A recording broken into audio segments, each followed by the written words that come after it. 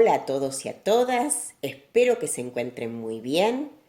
Yo feliz de estar nuevamente en una clase y en esta oportunidad vamos a ir cerrando el capítulo de Integrando Estrategias con una de las últimas herramientas que vemos en este capítulo, que es el duelo. Vamos a hablar qué significa, vamos a hablar de los diferentes tipos de duelos. Vamos a hablar de sus etapas y vamos también a hacer, digamos, una introducción a, como coordinadores, cómo manejarnos en el taller cuando se acerca una persona que está pasando por este proceso. El duelo es un proceso de adaptación que viene luego de haber sufrido una pérdida. El término viene del latín y significa dolor. Podemos decir que el dolor es la respuesta emotiva personal e inmediata que sufre una persona luego de la pérdida de alguien o de algo. En cambio, el duelo es el proceso de ese dolor. Es las diferentes etapas que se van a ir atravesando hasta llegar a lo que sería la aceptación y la sanación del dolor. Pérdidas sufrimos a lo largo de nuestras vidas. En el arco de nuestras vidas, quien más, quien menos, algunas personas sufren más pérdidas, otras personas sufren menos pérdidas, pero siempre afrontamos pérdidas que en un punto son las que nos preparan para la pérdida más significativa y más temida que tenemos los seres humanos, que es la muerte. Esa de la que menos nos atrevemos a hablar y es de la que menos nos atrevemos a pensarla como una consecuencia lógica de haber vivido. Las pérdidas que sufrimos, la primera pérdida es la del nacimiento, o sea, estamos perdiendo, estamos dejando un espacio y estamos siendo expulsados a otro espacio que en principio incluso es hasta más hostil. Las segundas pérdidas que sufrimos son las pérdidas del crecimiento, de las etapas de nuestra vida.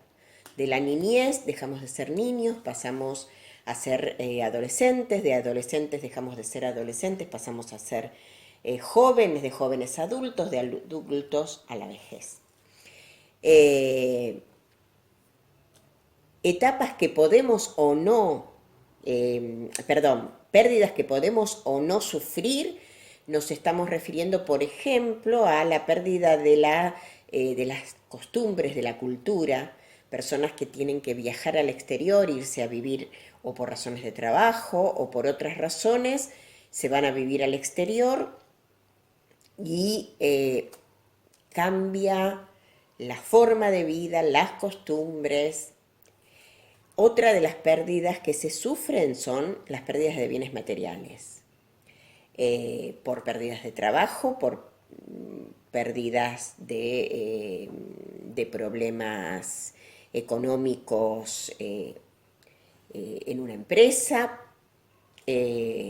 porque hemos perdido algo, porque hemos perdido un reloj, un anillo, que podía ser muy significativo para nosotros o muy valioso.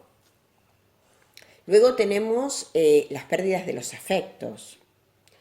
Y en la pérdida de los afectos entran amistades que se desarman, parejas que se desarman, personas que se van a vivir afuera y que dejamos de ver, por ejemplo. Otra de las cosas que podemos perder de las clasificaciones de las pérdidas son las pérdidas de aquello que nunca tuvimos. ¿Mm? Esos proyectos a los que tuvimos que renunciar, esos sueños a los que tuvimos que renunciar y que también se viven como pérdidas. Y por último, el pérdidas de la identidad. Muchísimas veces por diferentes situaciones de la vida se encuentra sumamente lastimada nuestra autoestima cuando no estaba bien consolidada. Y esto se suele ver en, por ejemplo, personas que estaban en una situación económica muy buena y de golpe, por situaciones ajenas a sí mismo, pierden ese estatus y entran en una pérdida de no saber exactamente quiénes son. O personas que se dedicaron toda la vida a ser madres y que cuando sus hijos volaron y se fueron a su nido propio, sienten que tienen que reconstruirse porque sienten que ya no son más madres, no tienen más esa identidad formada. Y la última de las pérdidas, y de la que más vamos a hacer hincapié porque es la más dolorosa de atravesar, que es la muerte. La muerte de un ser querido y el temor a la muerte propia. Bueno, las características entre la pérdida por muerte a las otras pérdidas son básicamente tres. La primera tiene que ver con la intensidad de la carga emotiva y sentimental que contiene. La segunda es la reacción, el proceso se prolonga en el tiempo con respecto a las otras pérdidas. Y la tercera es lo definitivo e irreversible de la situación, que a veces suele ser favorecedor a la hora de dar por cierto lo que pasó.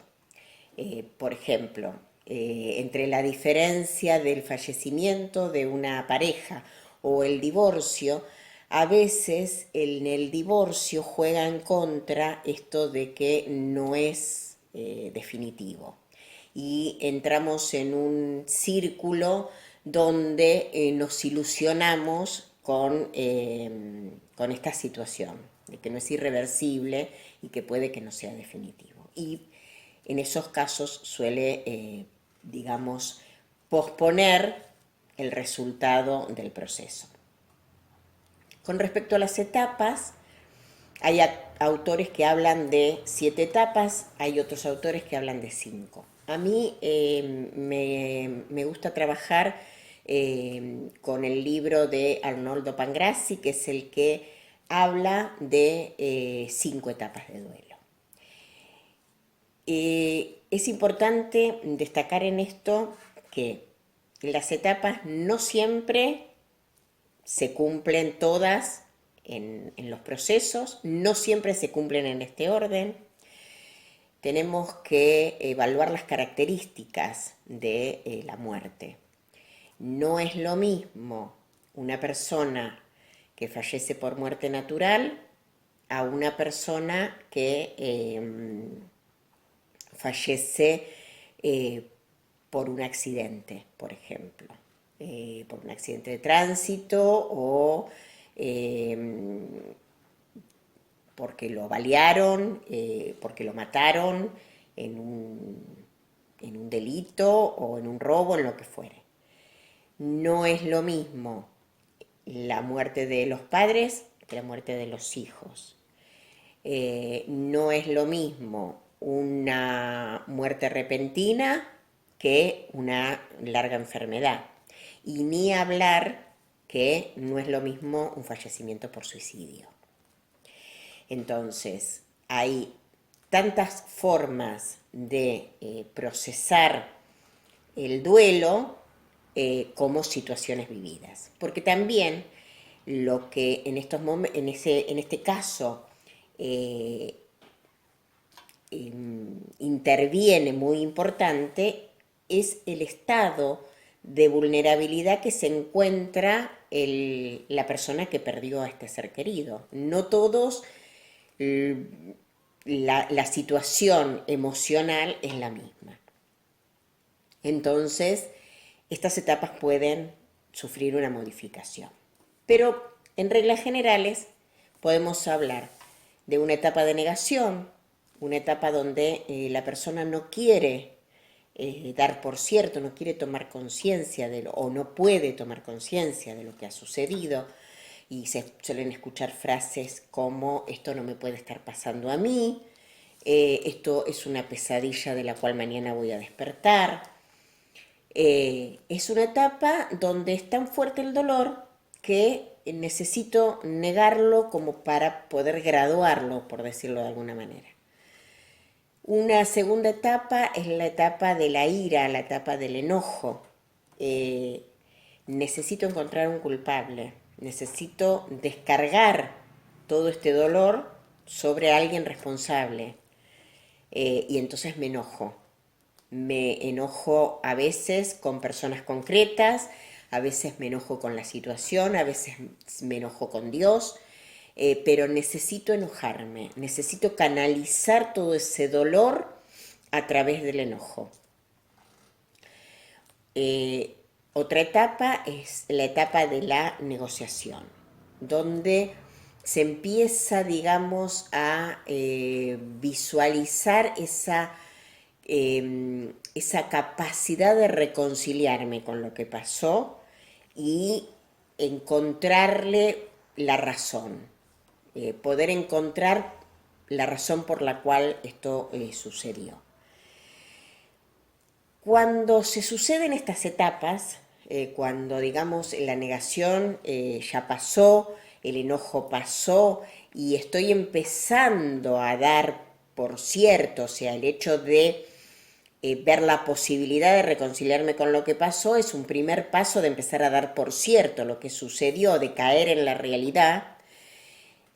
Aparece lo que es la etapa de la depresión, que no tiene que ver, por lo menos en la primera instancia, con el trastorno de depresión.